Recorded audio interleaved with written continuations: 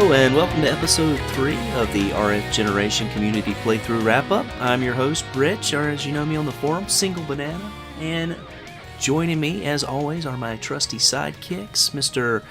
Fleach, Floyd. Hey everybody, happy to be here. And Mr. Techwizard, also known as Jamie. Hey, glad to be here. Alright, so this month, May, on the retro side, we played Donkey Kong Country and Donkey Kong Country 2, both on the Super Nintendo system. And then for the modern playthrough, we played Lost in Shadow on the Nintendo Wii. Before we get started and talking about these, let's tell the folks who are listening a little bit about where they can find us. So, you can find the episodes on Podomatic, iTunes, and YouTube. And if you want to interact with us, you can find us on Facebook, Twitter, and the RFGeneration forums. All of the links to those sites will be in the show notes. Alright, thanks guys. And without further ado, let's get to our retro playthrough for the month. Donkey Kong Country and Donkey Kong Country 2.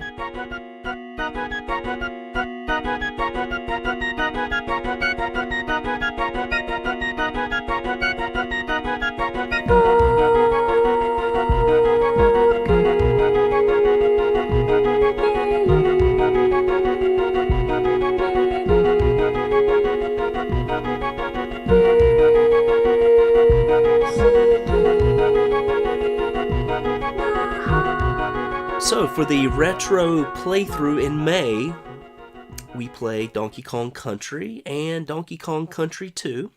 We had a good deal of participants this month, and one amongst those is our guest this month, Mr. Rido. I'm pronouncing that right. And for Bill, I just want to say, Bill, this is how you pronounce this name. So that's going to be, the good thing about having people on our show, as opposed to your show, is that we can now learn how to pronounce everyone's names. So, welcome, Rido. Thanks for joining us. Glad to be here. Yeah.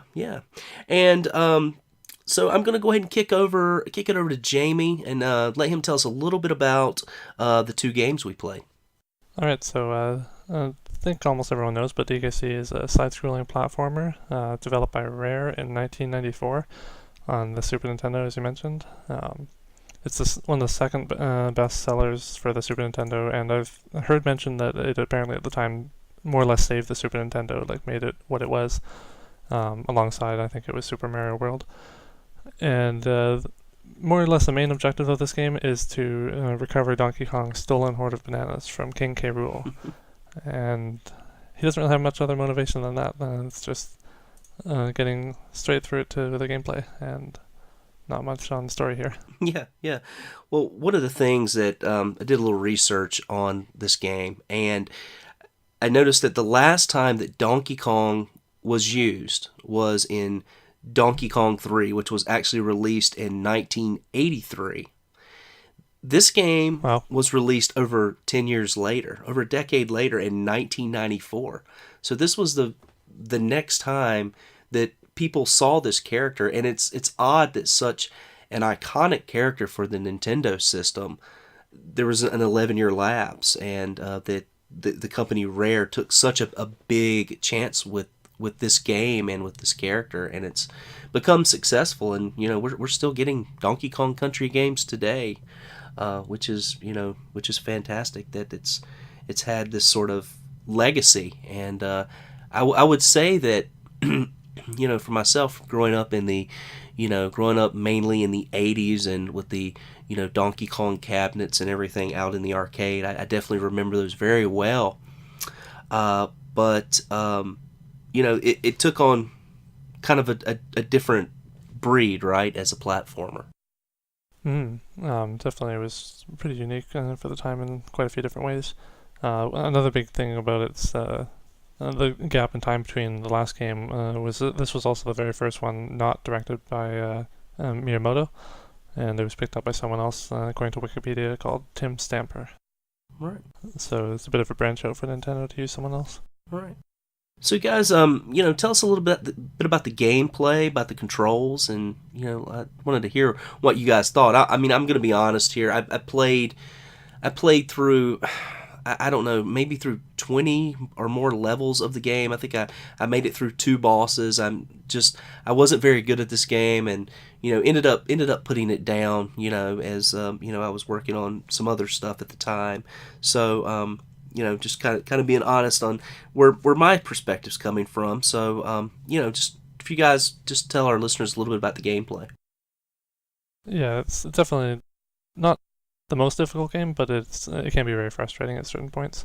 I didn't really find it too difficult until about World 3, I'd say. Or maybe it was 4, the one with the snow, the glacial one. Yeah, that's 4. Was that 4? Okay. Yeah. Yeah, and I just really noticed a steep learning curve after that point. Like, it was fairly smooth sailing up until that, except for 1 or 2 levels. Mm-hmm. And then from there, it was like almost every single level I was consistently dying on. So I'd say you cut off a pretty good point there. Saved yourself a bit more frustration than you otherwise might have had. Well, especially when you get to Croctopus Chase. That was very, very hard for someone that's never played it before. I had that problem, when I first picked up the game back in the 90s, and I've basically gotten good through it purely because I played through it so many times. Oh, really? How many times would you say you played through this game?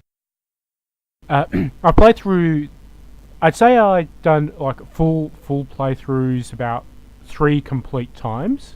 Uh-huh. And that's to get to 100%. I've never 101'd it, and every single time the missing bonus room is in a completely different level. So across all 3 playthroughs, I've gotten every single bonus room, but there is always one that I can never remember.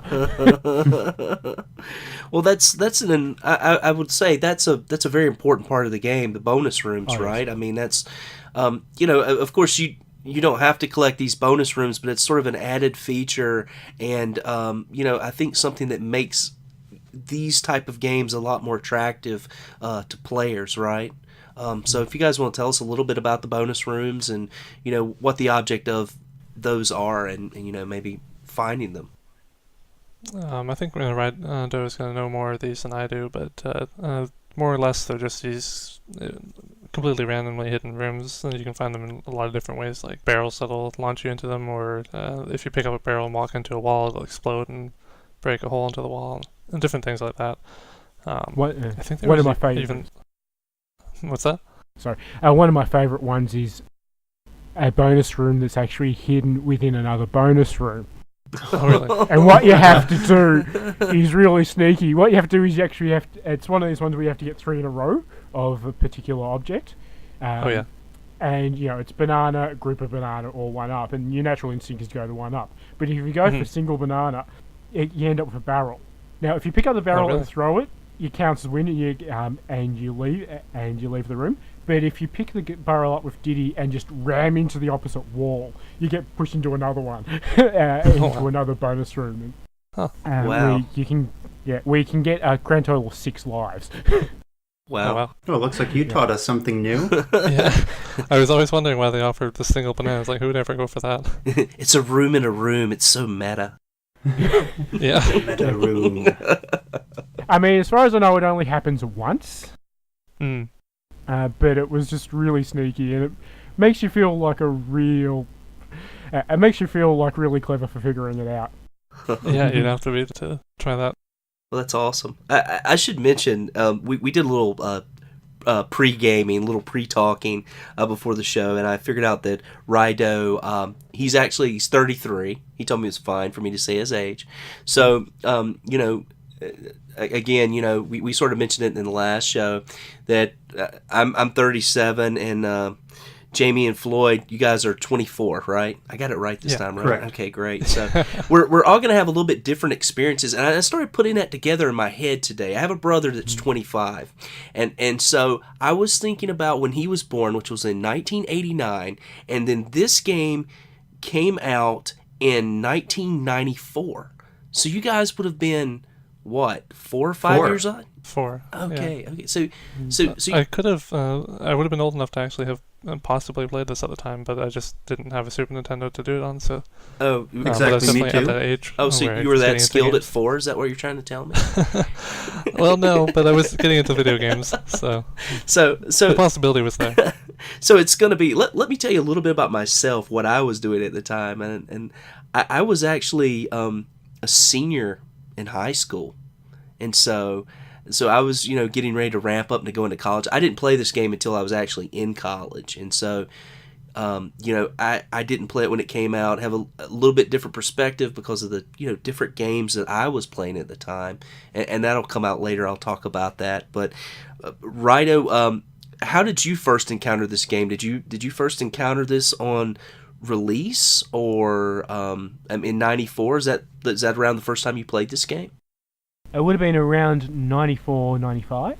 Okay. So it would have been just after release or shortly after release. Okay. So And how old were you around that time? I believe would have been 12 or 13. Oh man, prime Yeah. age, right? You're like target zone right there. That's awesome. Well, Yeah, I probably would target have been on the demographic. older. I probably would have been on the older edge of target zone, but yeah, I was. I'd seen a lot of the pre-release hype for it. I'd Yeah. seen like all the footage of Rare developers going in and studying gorillas to get the movement right, get the movements of Donkey Kong and Diddy Kong right. Right. And I was really eager for it. It's probably one of the first games that I actually got around the release time, as compared to several years after the game had been released. Yeah. Yeah, it's always cool your first one to get brand new and experience the hype as it's happening. Yeah, and this is one of the first games I heard that they were releasing like VHS tapes to like promote it. They were you can find those, and I know a lot of our people on our website collect those, but they were sending out like copies of VHS tapes to promote these games as they were coming out. And Donkey Kong Country, as I've read, was one of the first games to do this. So that's really neat and It's funny, interesting. this seems like such a 90s thing for advertising companies to do. Right. Like nowadays you get a trailer on YouTube, and back then they'd send you a VHS in the mail. Right. So on the flip side, Floyd and Jamie, when did you guys first? I mean, like we said, you guys were like 4 years old when this came out. When did you first encounter this game? At what Yeah, point? I was 4 when it came out, so I probably didn't play it until 97, 98, so I would have been 7 or 8 by the time I first played it. Uh-huh. And I just remember being really terrible at it. I mean, I'd get through maybe the first few stages. Right. But no, like, even though I had a blast playing it, I don't remember being particularly good. At least at that age, what stood out to me was like the visual style of the game, and like the music was super catchy. Like, that was a game that I wouldn't mind to just turn on to just listen to. Yeah, you're right. No, I do remember like playing it, and just it was super fun. Mm-hmm. But yeah, it just wasn't good. Yeah, it does have very catchy, very good music, and I think that's one thing we could probably, all agree on as far as that's concerned. It's got to carry kind of a nice kind of jungle beat, and then the music changes, with the winter boards, and it's really cool and clever. Yeah, it was all really thematic and appropriate for the stages. Absolutely, absolutely. And before we get too far away and talking about those things about the game, Jamie, what was your first experience with the game? About how old were you, and do you remember it clearly? Yeah, I remember pretty clearly because I was 24 and played it with a group called RFGeneration a month ago. Wow. So honestly, this is your first play. My very of the first game. time playing it myself. Wow. Anyways, I watched a friend play it at least a few years ago, and I've owned it for quite a long time now. Right. But I haven't touched it until just recently because I was never really big on Super Nintendo when I was young. Like I had a lot of experience with the NES, and then kind of skipped Super Nintendo, went straight to N64. So Right. really just missed out on that whole generation there. Yeah. You missed out on a lot of good stuff. Mm-hmm. Yeah, I noticed. There's always time to catch up. That's the beauty of it, right? That's That's what we're the here joys for. of collecting. that's why we started the playthroughs. That's right. Exactly. That's the whole reason. So, and we've been getting really good response in our playthroughs lately, and I really hope this continues. And the participation's been phenomenal, and I appreciate everyone playing. My experience, as I was talking about earlier, I was sort of in college. I probably didn't play this until, gosh, I would say 97, 98. And my now wife's roommate, she loved this series, and she played this series all the time. And that was my first chance at playing that game. I was playing a lot of fighting games at the time. I think around that time, Killer Instinct was, had come to the Super Nintendo, and of course the Street Fighter series. I was playing a lot of sports games because I was in college, and it was, when you're in dorm rooms, sports games are just kind of awesome to kind of kick around. Dude bros. Yeah, we were just dude broing it up, man, in college. So it was, I didn't play it till then, and I guess, being older, I kind of have a different perspective of the game. It was a little, it's kind of made for kind of a younger generation. Even the music, as we were talking about earlier, it sounds, it sounds kind of youthful, and like little catchy beats and stuff like that. But she loved the game. I think I was a little highbrow on it, at the time. But going back and playing it was really cool. Yeah, it was really fun. Really fun going back and playing it. I guess one thing we should maybe talk a little bit about is, you mentioned that Rare, the British studio, picked up this game, and I did a little research too, and they took a big chance on this title. They they spent a lot of money on equipment to actually do these graphics. They're sort of these 2D pre-rendered graphics that sort of make the game appear as if it's in 3D. And yeah, visually, it's one of the most beautiful games on the system, right? Oh yeah, by far. One thing I don't really know a lot about behind the scenes, how they made it and all that, but one thing I found really funny is that nowadays everyone's always like, I want to see gameplay footage, I don't care about all these pre-rendered cutscenes and all that. And back then, it seems like it was the opposite opinion. Like pre-rendered graphics were really impressive, and everyone was totally happy to play a game with pre-rendered graphics like this. Right. Even now, this one looks good, and no one seems to care that it's pre-rendered. Right. It's just quite Well, a that was change in opinion. Well, that was its major selling point at the time. Yeah, exactly. Yeah. What was once a selling point then is now considered a bit of a detrimental thing if everything's pre-rendered. Now no one's as interested as they were back then. Yeah, that's true. That's true. I still dig the pre-rendered stuff though. I think it can be really cool at times. And oh yeah, yeah. For that generation, I definitely like it. Yeah. It looks great compared to anything else at that time. But I just think compared to nowadays, it's pretty funny how opinions change and all that. Yeah. So my experience with the game, and I'll kind of tell you like things that I noticed about the game. I think it's the best word I can use to describe this game is bouncy. It's very bouncy. Yeah, it is. That's a really good way to describe it. Actually, I never thought of it that way, but yeah, you're right. I feel like I'm just bouncing off of stuff all the time. I'm flying out of crap, and just all over the place. It's very fast. Probably one of the reasons. Oh, people are gonna hate me. I'm gonna get hate mail for this, but probably one of the reasons I don't like the Sonic series is because it's so fast and just bizarre. Now this isn't nearly up to that speed, but it is very bouncy, and you're always flying out of things or.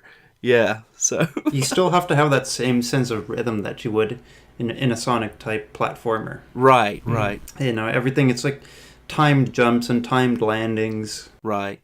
And you're right, it's a very rhythmic game. It is, you're bouncing, you're rolling onto something else to bounce off that, and, and so on and so on. It's a very very timely game. And it really fits with how the series... kind of extended into like Donkey Konga and things like that are more kind of rhythm based, Mm-hmm. So, so yeah, I mean, I guess, I mean, how would you guys describe the game if you had to describe it to someone? I think you covered it pretty well there. Bouncy? Is it going to be the new I can't term? think of any other description off the top of my head that, like a single word thing that fits it very well. Yeah. And you brought up something earlier that I thought was good.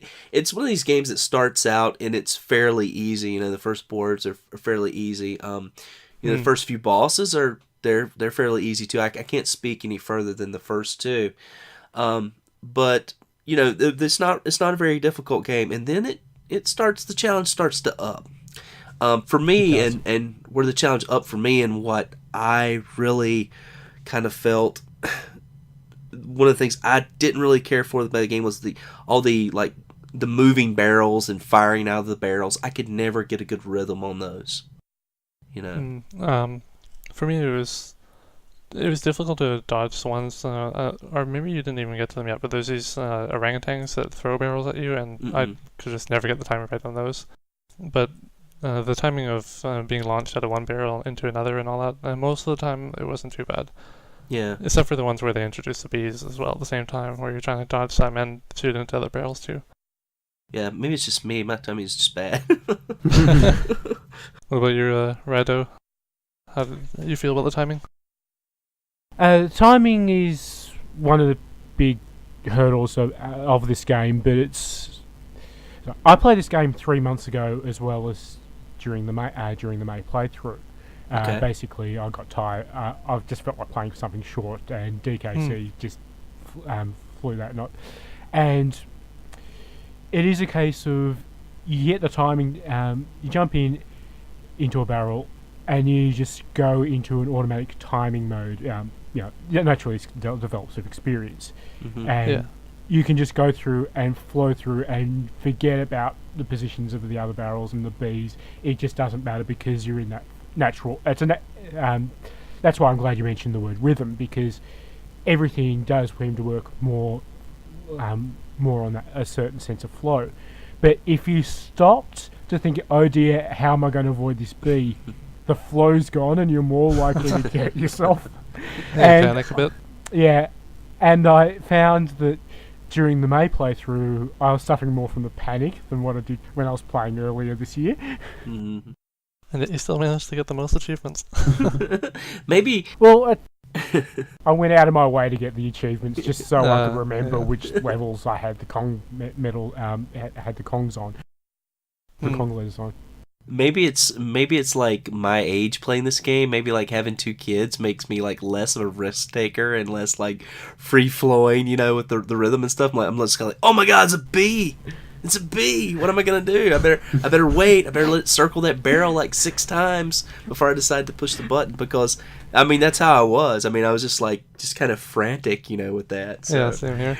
Just let it go a few times before you figure it out. Oh, so the game has several different levels, and what I like about the levels, as far as what I played, was the variety. You know, you've got these sort of jungle levels. I think I ended off at like the treehouse levels. That's where the barrels just got out of control, like firing. I could not get past that part. There's those are the ones that look like Endor from Star Wars, right? Yeah. Actually, it's funny. I have Endor written down right now, stuck in Endor treehouse level. That's on my notes. But that always gave me trouble too. That level. Yeah. But and there's all these different levels, and you know, one of my favorite levels. And I'll let you guys talk about your favorites, but one of my favorites was the mine carts. I really enjoyed those. Those were a lot of fun. Oh, those were my least favorites. Oh, really? Yeah, I just couldn't get the time right on the jumps, and I was hitting everything. If there was any level that required a sense of rhythm, it was the minecart levels. Oh yeah, definitely. Yeah. Just, you know, and I think there were some segments where you had different tracks you could jump to, and it was a little too overwhelming for me. Yeah, sometimes you had to jump a little earlier than other times. Yeah. Especially when Kremcrocs start coming at you in the other direction, you just go, whoa! Yeah. You just freak out and just start banging the jump button and hope that you get the timing right. And then you do it too early and go off a cliff. Yep. Or into a crash minecart. Mm-hmm. So once again, I feel like odd man out. I actually did like those levels. I don't know why. It was fun for me. I enjoyed them too, but they were the levels that I sucked the most at. Yeah, exactly. Yeah. I like them from like a gameplay perspective, but then those were the ones that I'd be spending maybe 15 lives on just trying to get through one level. Yeah. Well, I did burn several lives. Yeah. But. But, it was one of those things I typically try not to make the same mistake twice. I make it at least 5 more times. But, but once you kind of get it down, it's okay and it's second nature, so. Well, the first minecart stage does give you a little bit of an out, where if you jump over the original barrel, you will end up being shot out of another barrel towards the end of the stage, so you can completely skip the first minecart stage effectively. Yeah, I saw something about that on the forums. Someone, was it you who mentioned that maybe, or someone? Yes, that would have been me. Yeah, I didn't realize that at all, so I just had to push through it.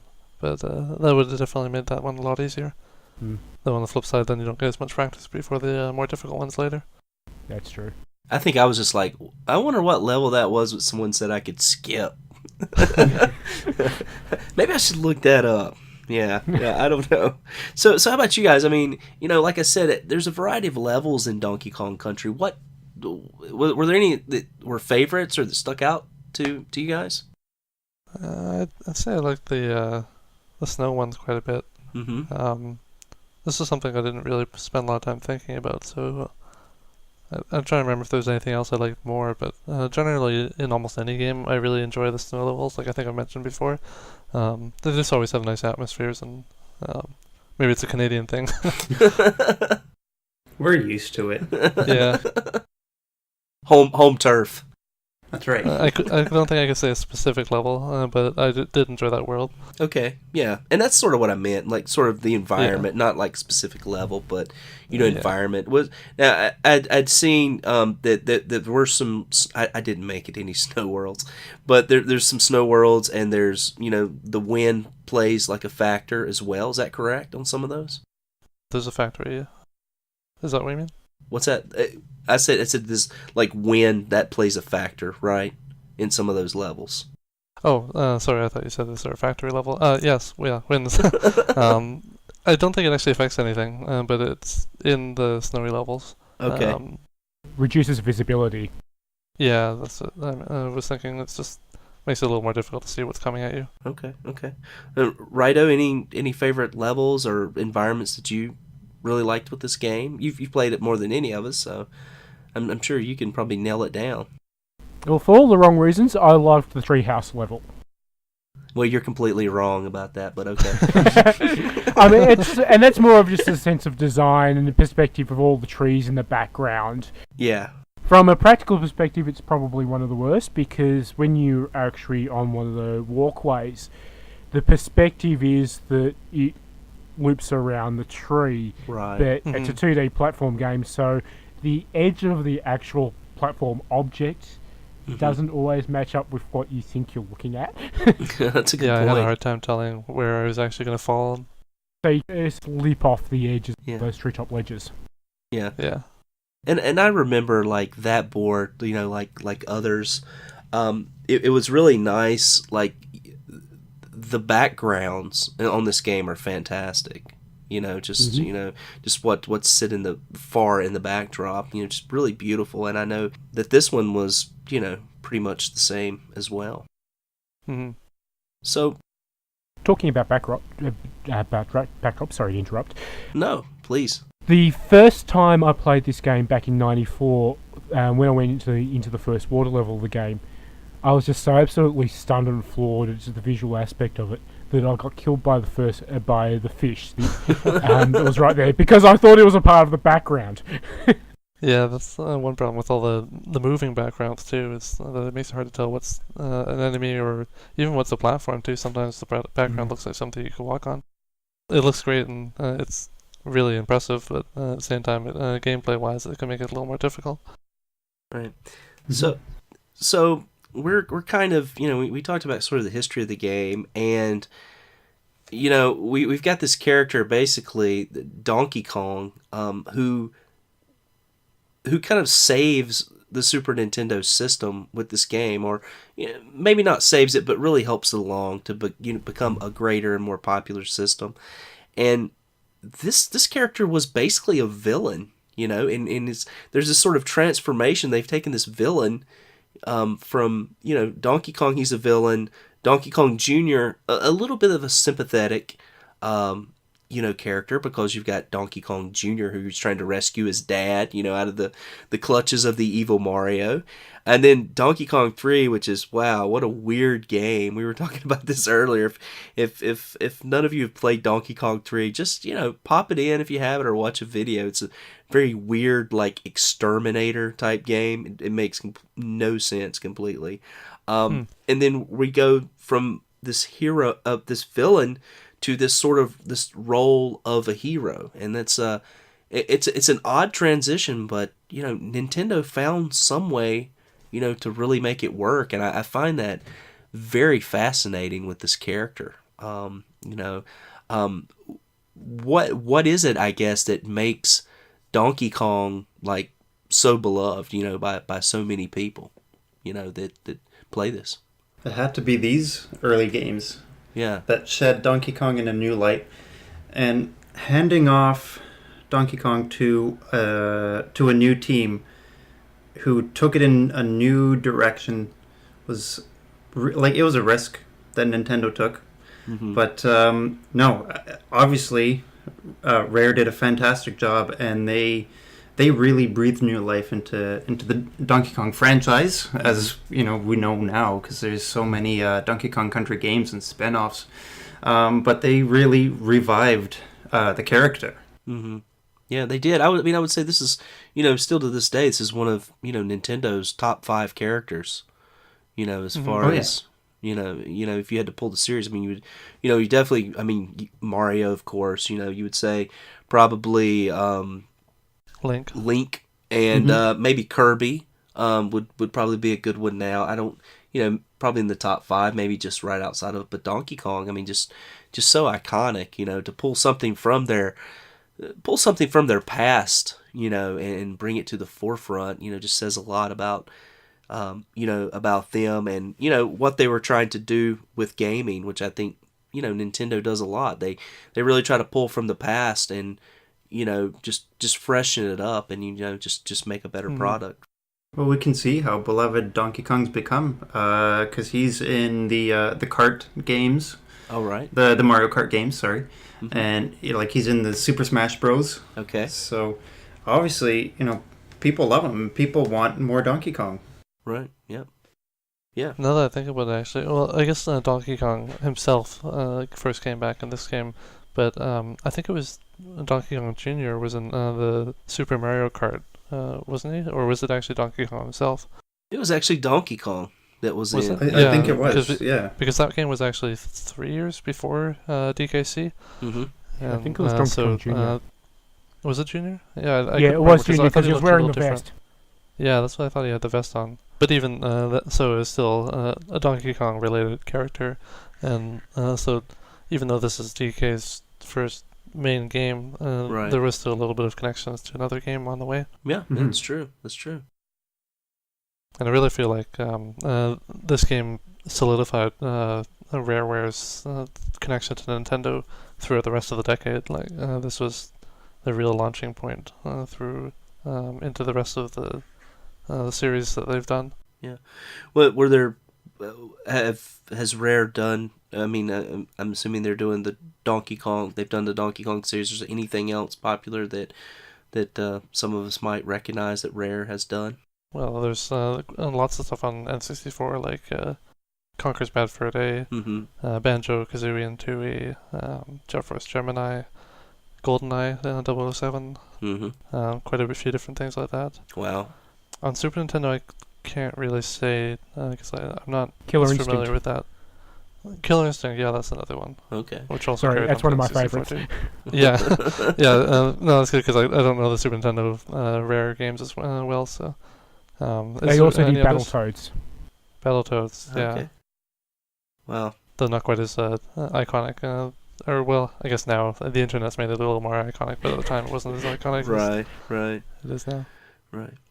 So, talk a little bit about the game. As far as gameplay as I was concerned, I mentioned it's a little bit bouncy.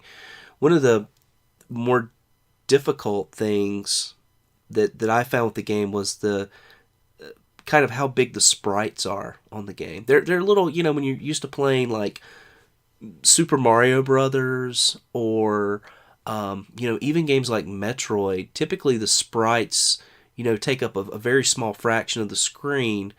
So, you've got all this kind of free space to move in. With Donkey Kong Country, the sprites are quite large. I would say for sprites. I mean, you guys may disagree, but I kind of feel like that kind of was a bit of a restriction, and you had to play within a more kind of confined area. Yeah, I'd say, for the context of the game, the sprite size was good, but yeah, it did feel like you had to move a lot more like tightly, I guess. Mm-hmm. Yeah. And something else with the game too was like this is one of the first games that I recall playing that there was sort of like a tag team system. Yeah, I can't think of any other ones before. Most of the time when games had two players like this, it would either be just multiplayer or something like that, or alternating choices of characters, but it wouldn't be two characters within the same level that you could switch on the fly. Right. Yeah, because there were early things like, I guess like Nintendo had like Teenage Mutant Ninja Turtles where you could switch characters in the middle. Yeah, exactly. But, like this was, like you said, just sort of on the fly swapping. Mm. So just want to kind of get your opinions on that and just sort of the, I guess sort of the duality of the two characters. What made them kind of special and individual is what we could, talk about between, Donkey Kong and Diddy Kong. I think I'll let Ryder start with that one. I'd have to say that Donkey Kong is really is a strong character, as in he can jump on enemies that the small Diddy can't, and he has the ground pound, which you almost never use until you realise how you can use it. Like there's so many hidden bananas and one-ups you can find using the ground slap. Never knew it existed. Yeah, down an attack, and yeah, see, that's what I mean. It's one of these things where it's one of his primary abilities, but no one ever uses it, and you tend to miss out a lot. Like, I mean, in the first level alone, if you go up across into the treehouse and on top of all the trees across the level, you can ground slap, and you can get a ridiculous amount of bananas and one-ups in the first level alone. Whereas Diddy, he tends to be... I'm not sure whether this is entirely accurate, but he tends to feel a lot faster to control. So when you use his cartwheel as compared to Donkey Kong's roll, it feels a lot faster when it connects with an enemy. So it'll connect with another enemy and another enemy. Whereas with DK's roll, you could still get some momentum with it, but you never felt quite as sure when it was going to stop. Did you find yourself playing? Do you find yourself playing with one of the characters more than the other, or like when you lose a character, you're trying to find that replacement, that barrel where you can replenish your character, and do you automatically like swap back with a character? I tend to play Diddy purely because he feels a lot faster, just even in basic movement. Right. But I quite often didn't switch back, largely because there are a lot of sections where it's a lot easier with Donkey Kong because you can jump on things easier. Like, I mean, I think there's one boss where he spawns out enemies, and if you're playing with Diddy, you can beat those enemies, but you wouldn't want to risk it because you're just likely to knock yourself back into a position where you're going to get hit by something else. Right. That was something that got me killed so many times on some of the later levels, especially those ones with the floating platforms where you're supposed to be on that track and there's the enemies dropping from the ceiling. And there's a few times where I was stuck with Diddy and I just kept getting hit off the edge because anytime I'd even touch them barely, then it knocked me back. Yeah, I think it's, I think that's a really neat, idea that they came up with. And, just kind of having these two characters, yeah, I mean, you have, two separate characters, but you're able to, do different things with them, and that they have different abilities and things of that nature. And I think that's a really nice implementation of the game. And unless you guys have anything else to talk about with this game, or do you guys have any other points? Well, I think we have to mention. Sorry, I'll let you go. I just wanted to mention one thing about the rolling attacks that you mentioned for either character. And one thing I didn't realize until after beating the game, and then a friend was playing it and showing me, that you can actually roll off the edge of a cliff and then in midair jump again to get a farther and faster jump. Yes. And I didn't even realize that because I was seeing all these Kong letters in places where I felt that it was impossible to get to, and I was like, how are you supposed to get that? And then my friend goes in and just instantly gets it because he knows this roll jump that I didn't even realize existed. Like my instinct with any video game is to not roll off the edge. Wow, you think? Wrong! Yeah. I mean, there's one section where, in order to find a secret bonus level, you have to shoot from a cannon barrel into a wall. And your instinct is to normally avoid that. And that's how you get one of the bonus levels. But before we go on, I think one of the things we should mention is the animal companions. Oh, absolutely. Oh, yeah, I totally forgot about those. but yeah, they play a pretty huge role in the game. Some more than others, but yes, Rambi is the obvious one. You get him in the start of the first level. He's a rhino, and you jump on him.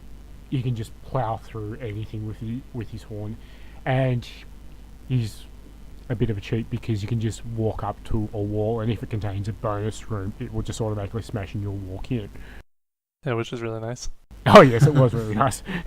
They kind of toned that down in the next game, but which we'll eventually talk about. Mm-hmm.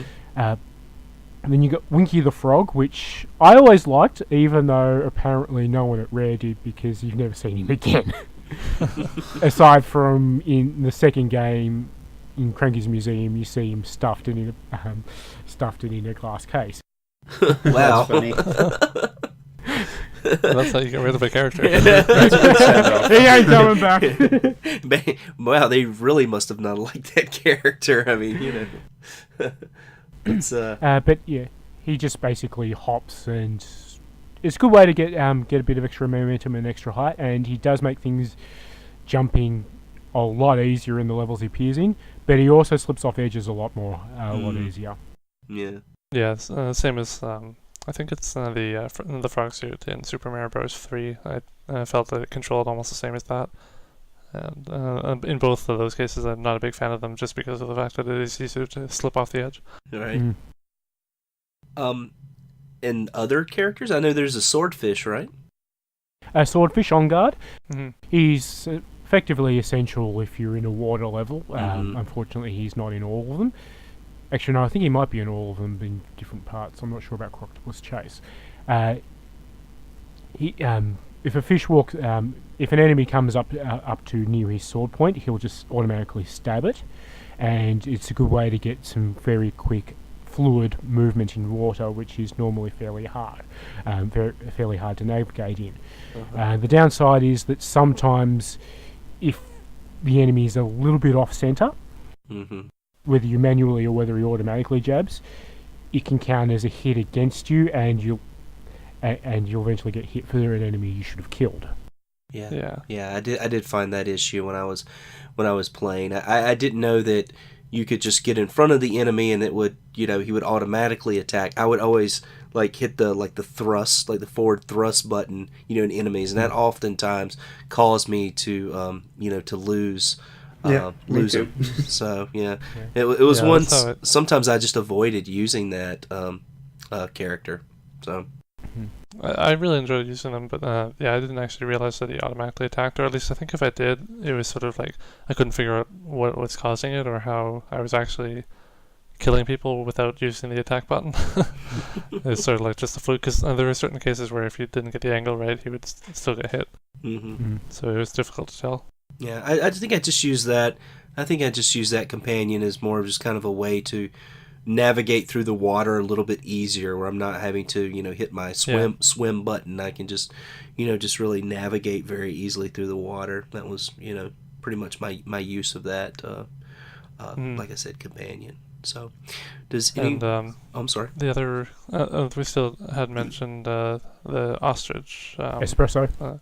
Espresso, yeah, that was it. Yeah. And overall, I didn't really like Espresso that much, and mainly because you couldn't jump on enemies, and I found that more annoying than useful. Yeah. Like every time you go to jump on them, you just knock them off and have to chase after them for a while. I think there's only 2 or 3 sections where I consider him essential, and one of them is in Orangutan Game to find a hidden bonus room. Oh, okay. Other than that, he usually is more trouble than he's worth. Sure, the little claptraps will run under him, but yeah, if you're going up a ledge, then that benefit is effectively negated. Mm-hmm. Okay. Does anybody have anything else to add to Donkey Kong Country? Not really, no. I guess, well, I mean, there's the other characters in the game who we hadn't talked about really, like the supporting characters, but I just wanted to mention the fact that they really don't even feel all that necessary. I mean, Cranky is a good character for the comic relief, right. But the other ones like Candy and Funky, they really, to me, just feel like functions in the game and not so much characters. Like every time I'm thinking about Candy, I'm just thinking I'm going to save. I'm not going to see what Candy wants to say or anything like that. And same with Funky, it's just like, alright, I need to move around to the different levels. Right. Candy freaked me out. It was all a case of you're trying to sexualize a monkey in a game that's got a target demographic of 10 years old. It is very kind of weird. Cranky I find interesting because Cranky is meant to be the original Donkey Kong. Oh, really? I didn't know that. Yeah. Huh. That's why he always complains about back in his day you only had 2 frames of animation. That's because that was his role. Tradition from the old to the new. Oh, okay. That's a really cool throwback to the originals. So even though he's named Donkey Kong, it almost makes it seem like the Donkey Kong of this game could be like Donkey Kong Jr. grown up. Well, there has been a little bit of confusion because it's stated, I think, in the American information, and I may have to be corrected on this point, that it's his grandson, whereas some other sources might say son. Yes. No, I read that as well. There was some confusion in some of the games that were released a little bit later where he's called his son. Cranky calls Donkey Kong his son. And, I think the perception of this was that it's sort of it's his grandson, right, in Donkey Kong Country. Yeah, that was the official original explanation. Mm-hmm. Oh, okay. So is there a Donkey Kong family tree somewhere out there? Yes, and it goes straight up. Just let no branches in the Donkey Kong tree. Right. No. But yeah, the supporting characters, I have to agree. They're little, the comic relief was great, but from Cranky, but some of the other characters seemed a little odd and unnecessary, and wearing Bermuda shorts. Yeah. And actually, I think my favorite moment with Cranky was during the credits, which Richie wouldn't have seen, but Radu knows what I'm talking about. Is like when he's zipping back and forth on his wheelchair and or his rocking chair, I mean, and it's just like totally bashing your style of play in the game, and he's like, I could have beaten this in 30 minutes, and back in my day, I was so much better than you. Yeah. Yeah.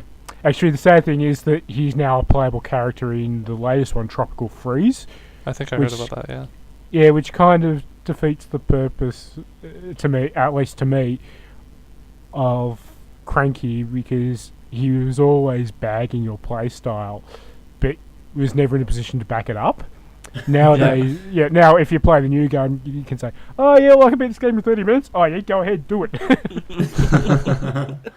I dare you. It'd be really awesome if they actually reference that, like put some little quips against him, sort of like say, so here's your chance, now what's up? What's wrong? So, well, I had a perfect transition to go from the first game to the second game, talking about, the additional characters, how you've got, you've got Diddy Kong and Donkey Kong in the first game, and then how you transition and you get another character in the second game. But of course, you guys ruined that transition because you wanted to keep talking about the game. So my transition now is to blame you for ruining my transition. You can't stop us. So the second game that was played during the month, maybe played.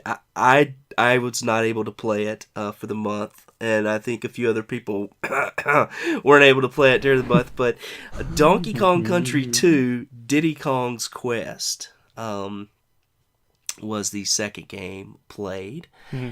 And what I find fascinating about this game is that it is the second game in the series, and you've let off and you've got this huge revamp of Donkey Kong, and you basically omit him from the second game. That's a little bizarre to me. So, I mean, I know he's in the game, but he's not an active character, playable character in the game, right? Yeah, it's quite a big jump after they just did this whole change for the first game and the entire style of Donkey Kong, and then they go and change it again. Mm-hmm. But from what I've seen anyways, I was one of the ones who didn't actually play it either, but what I saw was that the essential gameplay was more or less the same. I think it's just kind of the storyline was changed, and some of the style was changed a bit, like all of the Kremlings were pirate themed instead of military themed and stuff like that. Right. But otherwise, I think the basics were pretty similar. I think the basics are a little similar. The gameplay is a little different in the fact that Dixie Kong, who's our newest Kong family member, I don't know. Can you plot who is she in relation to Diddy and Donkey Kong? Do we know? I know, but I think I'm gonna pass off most of this game onto Raito because he's the only one here who actually played it. I think it'd be better to let him talk about it. Yeah, maybe Raito can take the stage for a bit, because all I remember for DKC2 is Dixie Kong's hair whip. That's right. And I was talking about gameplay, and that is an essential difference in the gameplay, because the hair whip is actually an action that causes her to glide, right? So there's different areas and stuff that you have to get through and navigate with that. So, but yeah, let's kick it over to Raito and see what he thinks. Oh, naturally, the major difference with gameplay, switching Donkey out with Dixie, again, the helicopter hair, which is what I've always called it, allows for a lot of maneuverability in a lot of areas. It also, because both of the characters are the same size, they have what's known as a team-up attack, where you press a button and the inactive player jumps onto the active player's back, and they can be thrown at enemies. And there are some enemies where it is a lot easier to kill using that method than it is at others. The downside is that if you throw, say, Dixie and it doesn't hit anything, she just sits there and cries. So you can lose your secondary character if an enemy walks up. If an enemy character walks up and hits her. So you still have to be... There is an element of risk behind it. Mm. And you can also throw your character up to reach hidden barrels and hooks. So it is another form of extending the mobility as well as an additional attack form. So in a lot of ways, it's like using the barrels in the first game, but now you're using your second character. Yeah, you've basically got a free barrel at any given time. Mm. The downside I found with this, and this is speaking for me personally more than anything else, is that in the original DKC you could use, I think it's the A button, to switch between characters, or you could use the select button to switch between characters. Now in DKC2, the A button is a team-up attack, which means that you have to use the select button for switching between one character and the other. Now, the natural disadvantage of that is that the select button usually isn't as reliable a button for regular gameplay. Mm-hmm. And I also had a bit of a problem with control pads, where the control pad, my old original control pad had a down button that didn't work properly, so I ended up having to buy a new one online. And its down button didn't work. the new one that I bought online, its down button didn't work properly either, or the rubber behind it was a little bit worn. But also so were the start and select buttons. So the select so switching between characters was quite often a death sentence for me, and I would have to quite often. It was if I was with a character, it was easy just to be stuck with them. So did you adapt your play style to just using whatever character you had? I did, although my playstyle usually tried to avoid getting hit. That's generally a good strategy. I mean, it was especially painful on the final boss, where when it gets to the final round, having Dixie as compared to Diddy is a massive advantage, and especially if you can't duck or move to the right very well. So quite often it was a case of if I got stuck with Diddy, I'd either quickly grab the barrel to get my next partner in between rounds and then risk getting hit or injured, or I would just run around like a madman and hope I didn't get hit if I was only stuck with Diddy only. My question to you is, would you describe this game as bouncy? That is an important question. Is it as bouncy as the first one? These are the questions that people want to know answers to. Right. This is what our listeners want to hear about. Is it bouncy? I would describe it more as fluid than bouncy. Okay. Because when the first game had a natural flow which you could probably describe fairly mathematically, for instance, you could get into a mindset where you could jump up, hit an enemy which could normally kill you if you weren't prepared for it, and then bounce off into a barrel that you couldn't normally jump into. That was down to like mathematical position. That was the bouncy factor. Whereas here, movement is a lot more fluid, and it can be a bit of an adjustment playing going from the first game to the second game, because you have a little bit more control and maneuverability than what you're really used to. Okay. So you can just jump up and you try and maneuver yourself and then slip off the ledge you're aiming for because you were overshooting, because the control is a little bit more fluid than what you're expecting. Well, that was a much better response than I thought I was going to get for that question. I'll be honest. That was fantastic, actually. So one of the things I've also heard about the game is that with the second one, they actually amped up the difficulty a bit as well.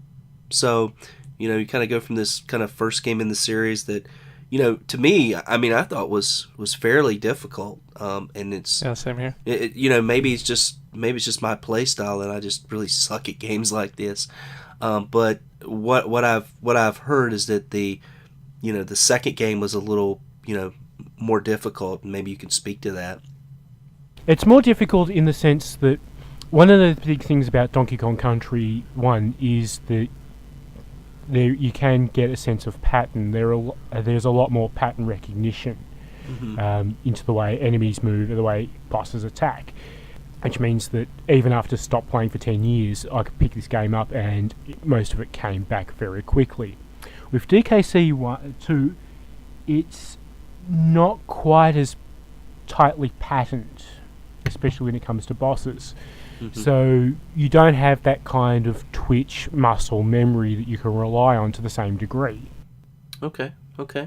Was there I know we're kind of spent most of our time probably talking about Donkey Kong Country, but are there any other things that you would like to add or say about Donkey Kong Country 2? It's not probably coming off the way way we've been talking about it, but from a technical perspective, DKC2 was probably a better game, and it's probably more familiar to people who are more traditional platformers games. Okay. For instance, the first game, you didn't really have power-ups that much in the way of power-ups, aside from your animal companions and your friend that you can switch to.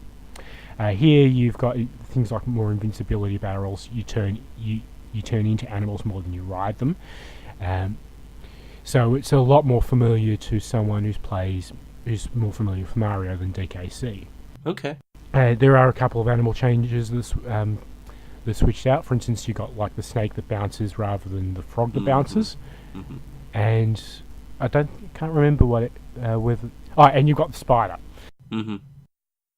which basically spits webs as platforms and webs as projectiles to attack, and that's a lot of fun to play with. Yeah, so you actually get a ranged attack in that one then. Oh yes, and it's one that you can angle up and down, so it allows for quite a lot of precision and knowledge of having a three-dimensional environment other than beyond ground up death. Yeah. Right.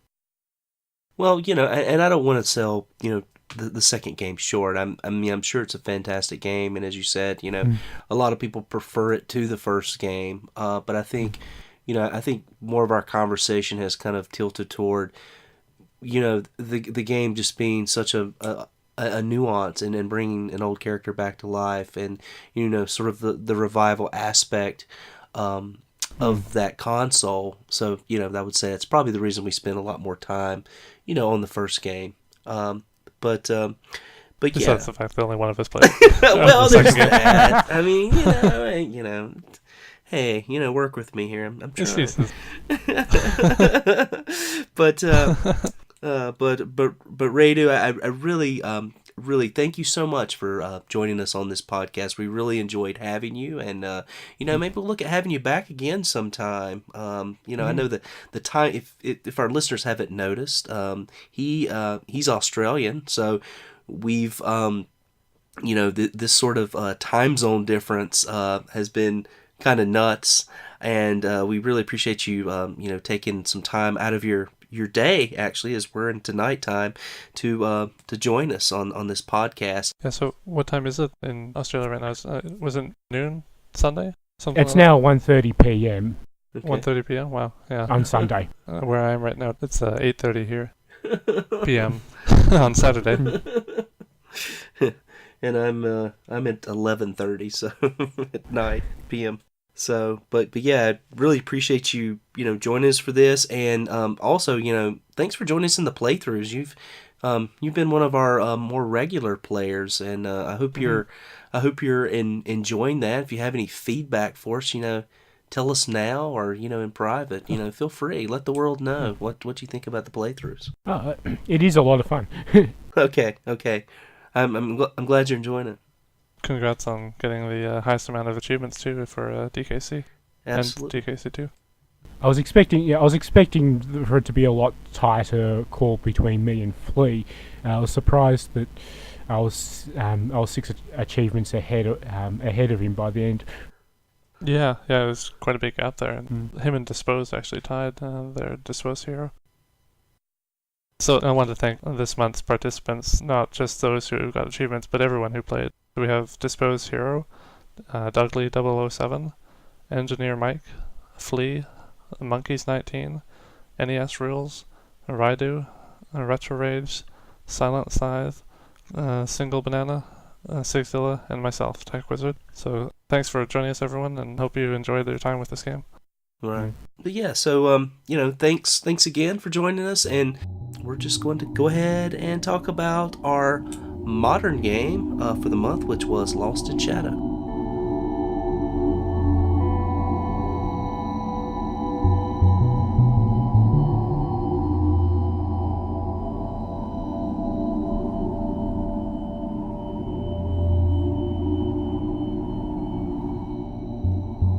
So for the modern playthrough in May, we played a game released in January of 2011 called Lost in Shadow, and our leader for this game on the modern playthrough was Mr. Fleach, Floyd. So I'm going to let you take it away and tell us a little about the game.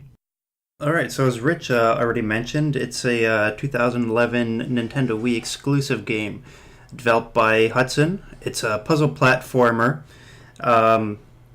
with a pretty simple premise. Your shadow has been cut away from your body, and your objective is to climb to the top of the tower and reunite body and spirit. So this was probably our lowest participated in playthrough, and we expect that sometimes. That's fine. Of course, Floyd played the game, and since he was hosting, and we had a few others that played. We had Dudley 007 who played, and I think Monkeys 19 played the game, though I'm not for sure. He kind of disappeared off the forums there.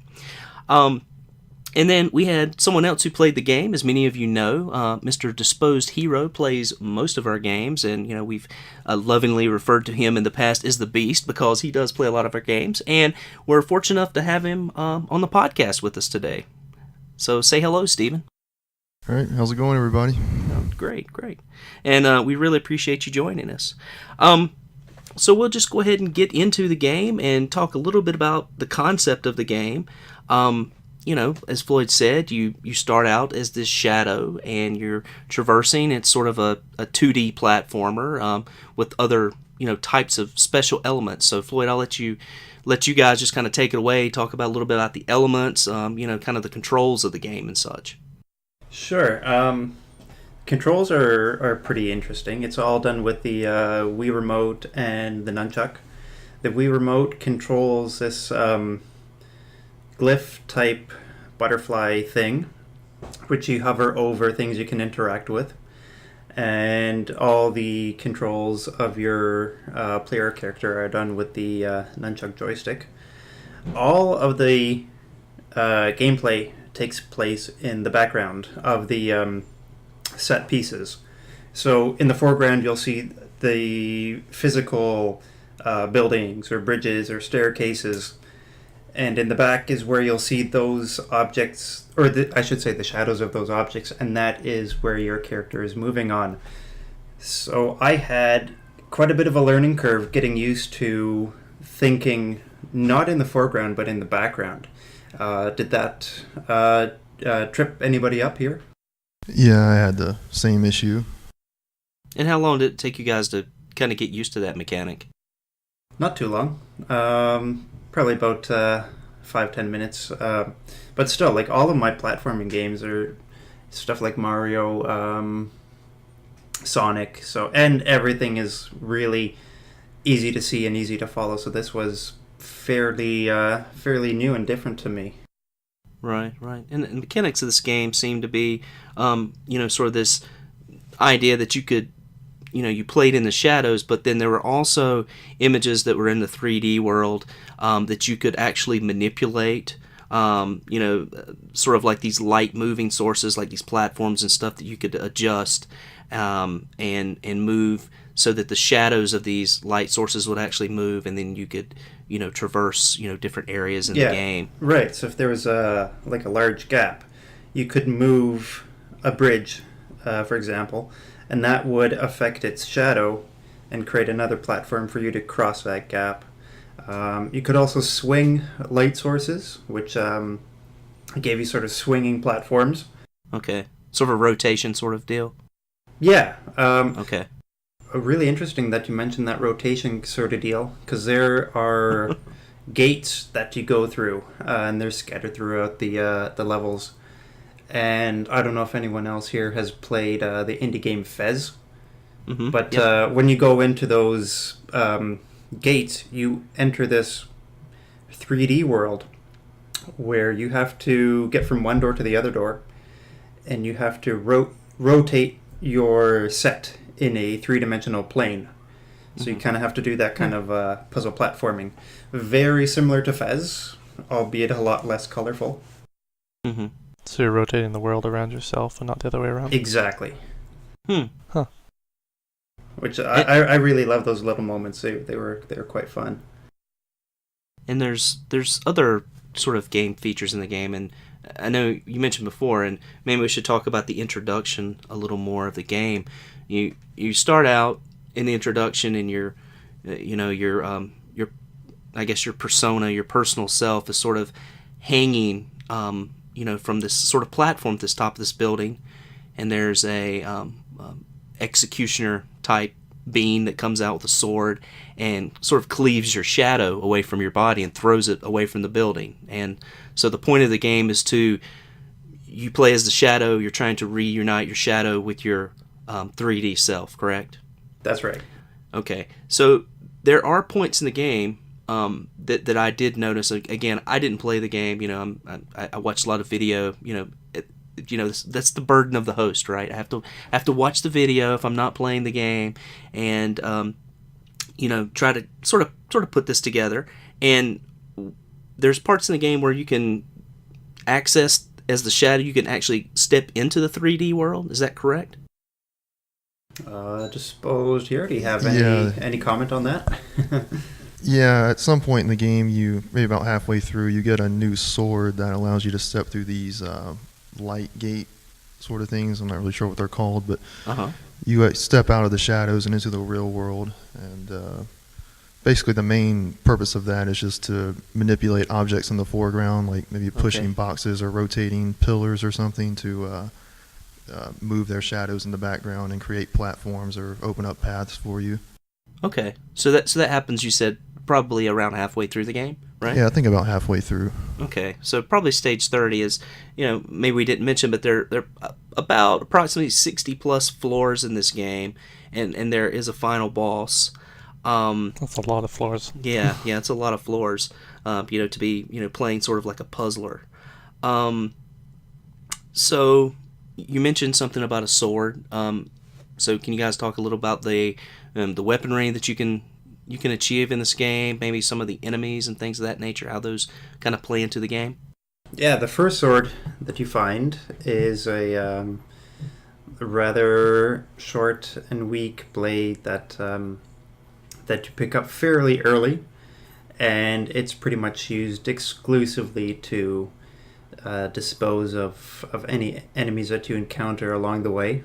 And as Disposed has already mentioned, there's a more mystical weapon that you pick up. If you want to tell our listeners what that's all about. Yeah, throughout the game you do find a few more swords. I think each one maybe has slightly longer reach, or it does slightly more damage. But functionally they're all the same. They just slash. There's no special abilities gained from them in terms of combat. Are they more powerful though with the newer ones, or is it just kind of a stylistic thing? I believe they were a little more powerful. I don't remember exactly. They do have a longer reach, which is a pretty big deal in this game, because the original sword you get has a very limited reach, and it helps a lot to have that longer range. Yeah, I pretty much compared that first sword to a butter knife. It's pretty ineffective. So throughout the game, what types of enemies do you kind of come across in the game? You run into a bunch of spider-type enemies that will crawl and follow you or try to corner you. There are these sort of, I don't know, they kind of look like puffy imps, and they float around on these balloons.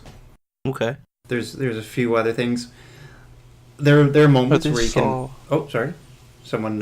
sorry, I was just going to check. Are these all shadow enemies too, or are these actual 3D enemies that you're fighting? No, the enemies that I encountered were all in the shadow background. All of the enemies are shadows throughout the entire game. So everything you're interacting with, except for the occasional transition to 3D, most of the things are shadows as well, not just yourself. Even when you go into the 3D parts of the game, I don't. There may have been some enemies.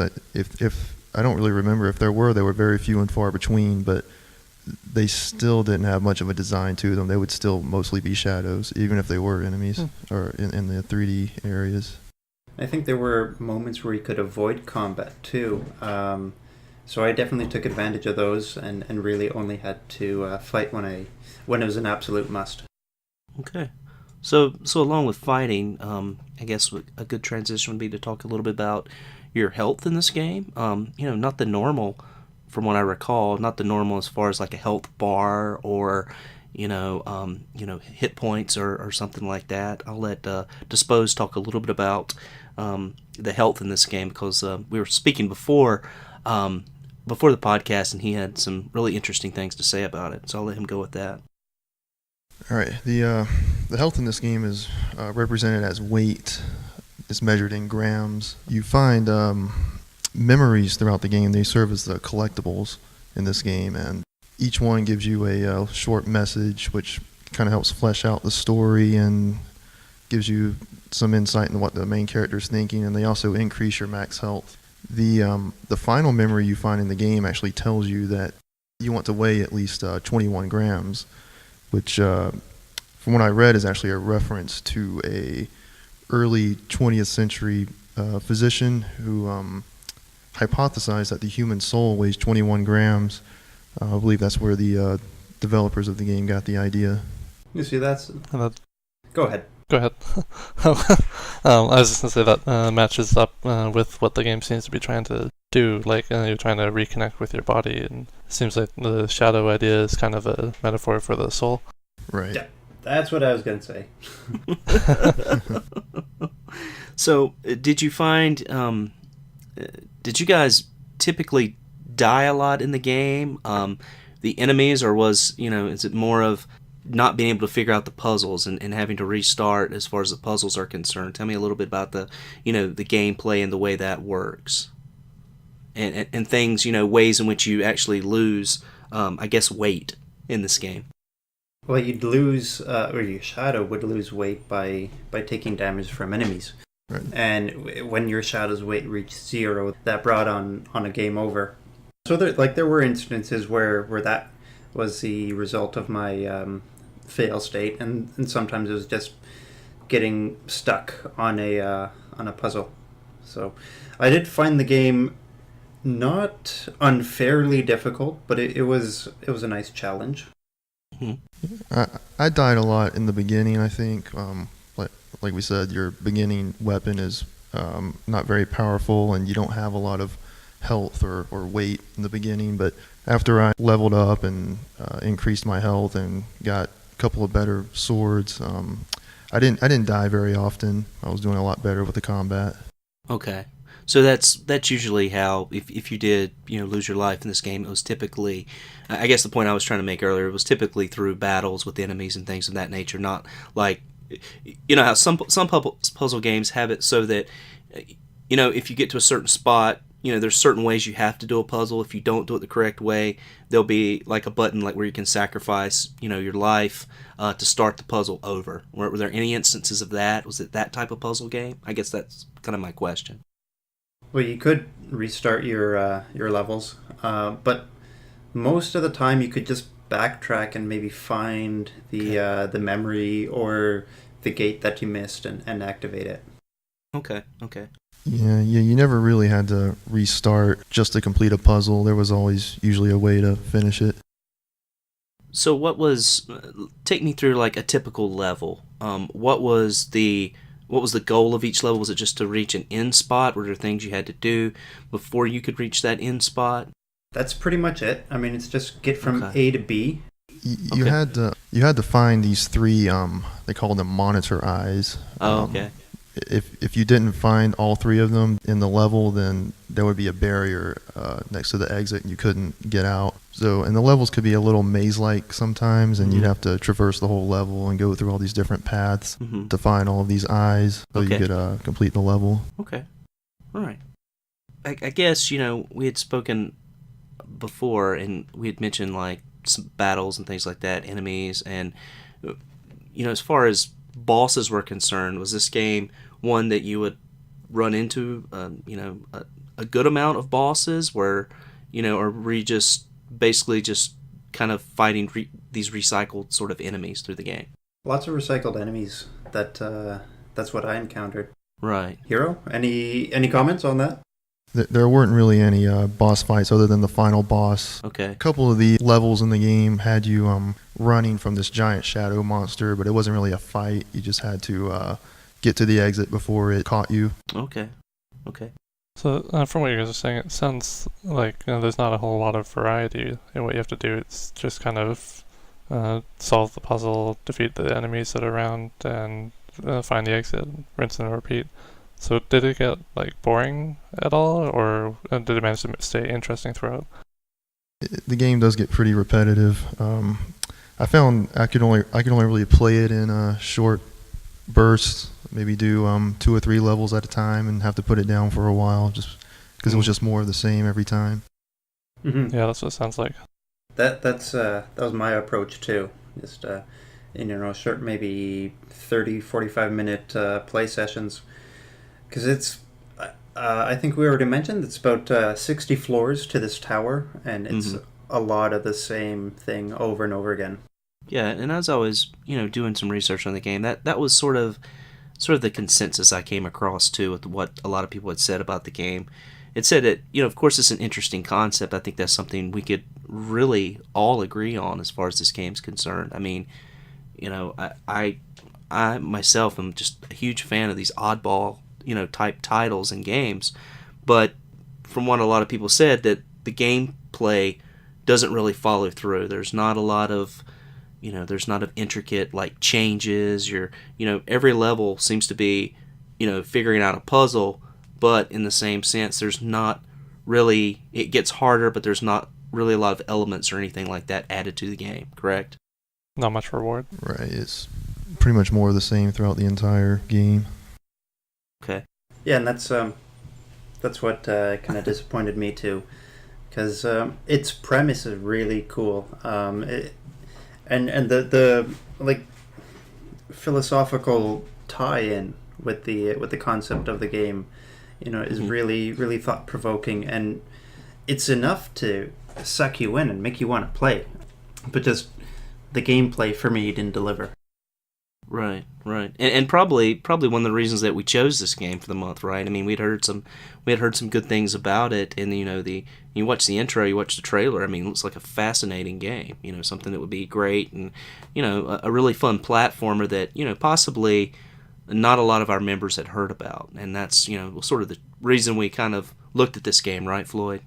Yeah, it's definitely it's definitely a hidden gem on the Wii, but I think why it is hidden is because it's on the gameplay side. It's rather lacking in it.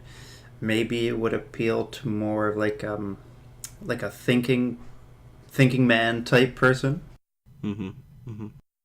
Seems like there's quite a few games out on the Wii that are really not that well known at all, but they're pretty good overall. I mean, this one doesn't sound like the best game, but it still sounds really interesting. Right. And if you're, I just kind of like to point out, if you're interested in, bolstering your Wii collection, now is a great time to do that. With this transition to Wii U, a lot of places, especially like GameStop, you can pick up a lot of these titles cheap, and it's probably a good time to do that before they start getting really heavily picked over. So this is definitely one I would say some of our members would probably want to add to their collections, especially. What were the things with this game? I mean, it sounds like, you guys are sort of lukewarm as far as the game's concerned, overall. But were there any things about the game that really stood out to you, or that you actually really did enjoy about the game, or you thought that they did well?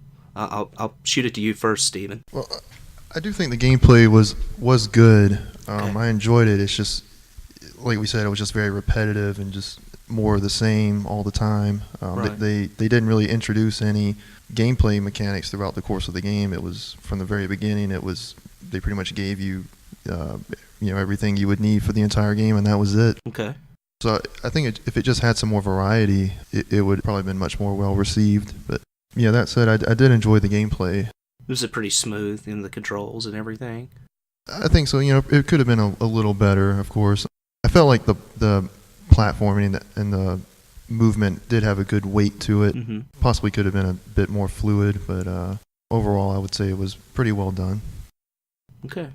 And you, Floyd, I know you played, through about half of the game. What would you say are some things that really stood out to you, or things that you enjoyed about the game? I want to start off by saying it's a well-made game. Even though it sounds like we're kind of, hesitant to recommend it or anything like that, but it's a well-made game with, as a supposed hero has already mentioned, pretty solid controls. What brought me to it was the concept behind it. I'm a real big guy on like narrative in games, so I thought, okay, this is going to be an interesting story, but it was enough to bring me in, and it was enough to keep me going. But I found the sort of lack of bringing in new ideas rather trying. Mm-hmm. Well, it seems that, and I think, Floyd, you and I had talked about this at one point, we've been doing a lot of games, these sort of, I guess the best way to call them, and we're playing one next month in Shadow of the Colossus, these sort of isolation type games where you play as this character and there's this feeling of kind of loneliness, where you're on your own. One of the games we played last year, of course, was Fragile Dreams. That had that sort of same concept. You would meet other characters as you moved along through the game, but pretty much, through the entire game, you were sort of, playing it kind of solo, not sort of as a group. I'm sorry, go ahead. No, I was going to say that, I like that there are these games that are really focusing on the individual player, because it kind of lets you get into that player's head and like explore what their motivations are, and maybe in a way sort of extrapolate, a deeper meaning on, I don't know, something like the human condition, or like themes of loneliness or fear and isolation and all that. And Fragile Dreams hit on that really well. Mm-hmm. Lost in Shadow perhaps goes more into a philosophical realm.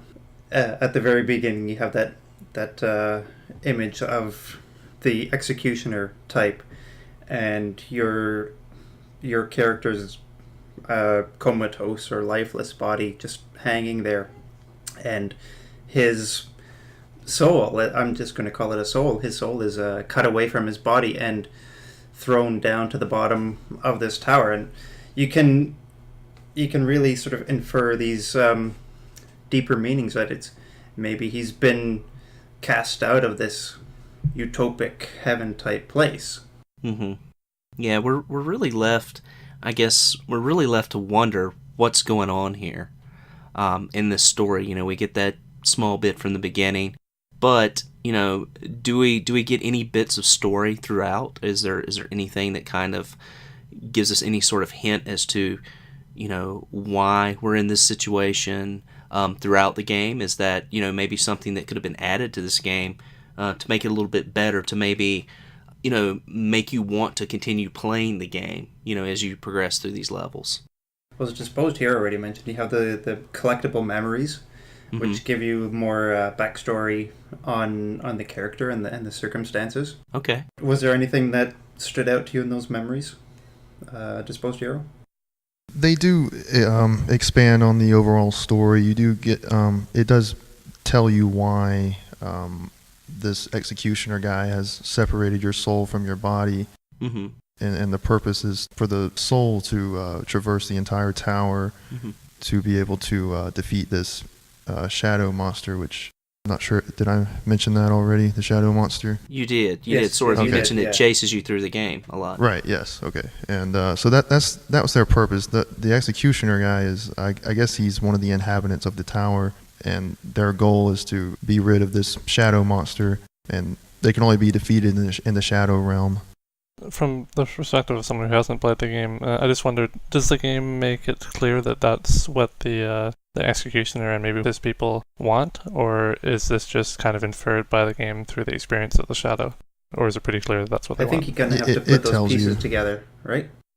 It does pretty much tell you. If you collect these memories, which I think most of the important story-related memories are placed directly in your path, so you're pretty much guaranteed to find those. Oh, okay. Because I'm just thinking that when I'm hearing that you're having your shadow separated, or your soul, from an executioner's axe, it almost sounds like your original character had done something wrong, like criminal, and this is punishment, and you're going down, your soul's into hell or something like that, and the tower is trying to redeem yourself, like climbing back up. That's kind of how it sounds to me, anyways. Yeah. But maybe the game makes it a little clearer than that. I think that's probably an accurate guess as far as when you start the game, and you do. That sounds like an there initial is impression. there is a feeling of punishment. You don't feel like I guess you feel like you're sort of, as you're going through, I guess you feel like you're being sort of used to defeat this this being or this shadow monster. You don't feel like that this is like a good thing. You've got this executioner guy coming out with a special sword. He's cutting off your shadow, and he's just kind of tossing you off the end. It does in a way at the beginning feel like that this is some sort of punishment, but in reality, I guess as you're saying, Stephen, there's an actual purpose for doing that, right? Yes. Okay. A better purpose than what my first impression would have been. Right. But I think you're accurate, and that is sort of the first impression you get, when you start out this game. I mean, it's definitely, as I watched the beginning of the game, that's exactly, what I came away with, sort of the same thing, and that possibly the whole point of this game was to reunite yourself, your shadow with yourself, and to fight this executioner at the top of this tower, but that doesn't happen as we know, right? That's what I went into the game thinking. Mm-hmm. But like after playing some more and now talking to you guys, it seems like perhaps the theme of redemption is not quite the right interpretation, and it's more that your character has been made like a sacrifice to save this tower from the evil shadow monster. Yeah. And I think this would be a good time maybe to even talk about the ending a little bit. And I know that we didn't have a lot of people to participate in this, and so if you want to cut it off right now, if you don't want anything spoiled, it's probably a good time to stop listening to this section of the podcast. But we do always try to get into the endings of these, and I'm going to let Stephen talk a little bit about the ending and sort of what happens at the end. So at the end of the game, you defeat the final boss, and your character just sort of passes out, and before he completely passes out, you see this executioner guy we've mentioned carrying your body back to you, and when you wake up, you're just at the entrance of the tower with your body. You're whole again, and you see the character walk out the front door of the tower, and that's pretty much it. So what would seem to be, from listening to you describe it, would seem to be sort of a somewhat uneventful ending almost, and here you are, you play this game with 60 plus stages, and basically you're only reunited with your shadow. There's no confrontation with this person who has executed you. You've been, basically, I guess you've been, I don't want to say duped, but maybe used into taking out the shadow being. But there is something in the ending. The credits roll after that, and then at the end of the credits, you get a flash of something else. And, I kind of wanted to talk about that a little bit. And for me, that's sort of what added, a great deal to this story. And I thought it was a very fascinating, last shot or sort of glimpse of the end of the game. So I'll let one of you guys kind of describe, what happens at the very end after the credits roll. Okay. Right after the credits, screen fades back to the shot of the tower. But this time you have like the shadow version of the tower you just climbed right beside it. And then it slowly pans out, and you see another tower, and another tower, and another tower. Until basically the whole screen's just filled with towers, right? Yeah, it's almost like an infinite horizon of towers. So, I guess, at the ending, and from what I saw in this, it sort of minimalized what you just did or what you just went through. It seemed like, you're a part of this one tower, but there are these infinite number of towers out there. So in a sense, it becomes less of a small scale story and a bigger story, and it becomes more of a small scale story on a bigger map, I guess, is the way to look at it. It sort of becomes this everyman journey, right? Right, so like what you just did was a microcosm of what's going on in that game world. Right, and this is happening all over the place as well, right? I mean, it's not just happening on one tower, it's happening on every tower. Mm-hmm. It almost feels like it could be a representation of just people's lives, every person is going through this journey to the top of the tower and trying to find their own conclusion. Right. Maybe, or that this doesn't happen just one time. It can happen multiple times. We don't know that. We don't get that interpretation, but that, this shadow monster or this demon is something you're kind of forced to face, like other things in life. You're forced to face other things in life. Whatever problems are out there, you're forced to face them, and traverse and to get to that point and face it. And it's almost like you're, as far as this executioner being is, you're getting cut off and you're getting thrown off the tower, and you're being able to come back up the tower to force or to address this problem. It's not something that you have a choice in. It's something that you're sort of forced to do or pushed into. And so I found that interesting, and as a result, I did a little bit of research, and just to kind of look at sort of mythology and like shadows and things of that nature. And I found it interesting that some of the first people to really sort of discuss shadows were the Egyptians. And they sort of thought that each person was composed of sort of two personas. There was this physical, visible person with characteristics that we incorporate into our everyday self. Basically, that's our visible being. And two, there was this dark, manifested, and sort of hidden self that consisted of unused aspects of ourselves and our potential for personal evolution. So, and also was basically things that we have not become or things that we were afraid to become. So I felt that was, just sort of reading that in this kind of, philosophy that the Egyptians had and sort of incorporating it into this game, I thought was extremely interesting. Like, you're sort of forced to go into the shadow world and face, these things that we're afraid of, things in ourselves that we're afraid of as well. So, I don't know. Did you guys have maybe some thoughts on that? Or, am I completely off and bonkers in the way I'm looking at this game right now? No, I don't think it sounds too far off. I don't think you're far off at all. And I think it's fantastic that experiencing this game made you want to go and research the mythological significance of shadows. Yeah, I thought it also interesting, just to kind of throw this out there, typically when games are, titles are put out, this game was released January 2011 on the Wii, in the North American version, but it was also released in Australia and Europe, and it was called A Shadow's Tale there. And then in Japan it was called Tower of Shadows, which I think is more kind of highlights the ending a little more. Tower of Shadows, where you've got multiple, there's a sense of sort of duality and that exists in that title, and maybe a little bit of a foreshadowing as to maybe what the game was about. That is a more appropriate title, because as we've already mentioned, you have that shadow self, and then you have that light self, I guess, for lack of a better word. And it almost represents that yin and yang. Yeah, absolutely. So I thought, conceptually this game was, phenomenal. The more I think about the ending, the more I like it. And it probably, as many games do many people, it caught me probably at a really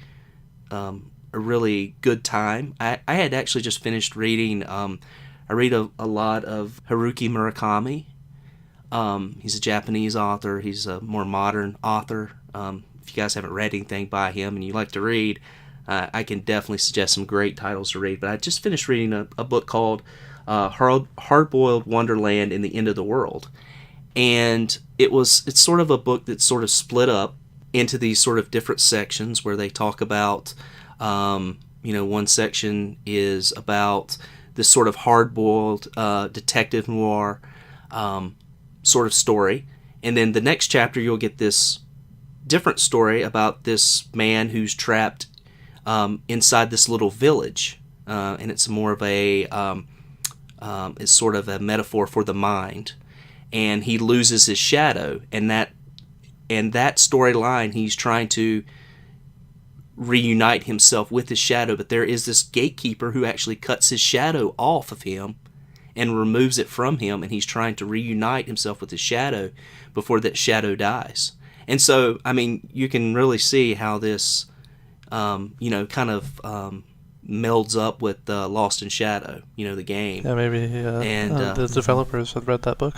Yeah, probably. Or Murakami and the developers were in touch with the mythology of the Egyptians, with the shadow world. So I think that on itself is probably the bigger ideal there in aspect. So just some things to think about. I don't get so deep into all these games, but I think with something like this and a title like this, it allows you to, it's more of a sort of philosophical title. Sure, it's a platformer, but the storyline is very melancholy, desolate. It's very minimal and it's very minimalistic, so it kind of forces you to project and to try to figure out what's going on. And I find that fascinating, and when a story in a video game can do that. And we'll certainly be playing one next month that leaves a lot to the imagination as well, right? Yeah, we're going to be doing a lot of games that are open to interpretation and games that encourage thought and speculation. Yeah, I agree. Yeah, with Shadow of the Colossus in June, and then even the July modern side, it's going to have quite a few of those as well. Right. So, any final thoughts on the game? Anything that you guys would like to say? Maybe Floyd or Steven? Yeah, I'll start off by saying I would recommend this game, but with a bit of a warning. Like, don't expect too much out of it. But if you want a well thought out and thought-provoking story with some nice, tricky puzzles along the way, definitely go for it. It's not a game that you're going to sit in front of your TV for hours and hours playing, because it's just too melancholic and desolate for that, and repetitive. But definitely it's a game worth experiencing. Okay. And Steven, your thoughts? Yeah, it's a good game. I'm glad I played it. It's probably not one I would revisit. It's pretty repetitive. It's good for to play in short bursts. Well, it's a good solid title. I think if you're interested in that sort of thing, a good 2D puzzle platformer, you should check it out. Yeah. Something unique and a bit of a hidden gem. Right. I guess the best way to describe it for me would be a bathroom game. It's like that book that you keep in your bathroom, right? That you're only going to go to on certain occasions, play for a little while and then put it back down and then come back to it later, So, yeah. I mean, I guess that's the best way to describe it. Sounds kind of odd, but that's our new rating system. Bathroom game. It doesn't mean bad. It just means, it's one that you pick up for a little while, play, in spurts, put it back down, come back to it a little bit later. That's right. Well, great discussion, guys. And Steven, I just want to thank you for joining us, and we want to thank you also for all of your work, all of your thoughts on the forums and comments. We really appreciate it. You truly do a great job on our website of playing along and keeping this playthrough thing going, and we certainly appreciate that. And we'd love to have you on the show again sometime. No problem. Thanks for having me.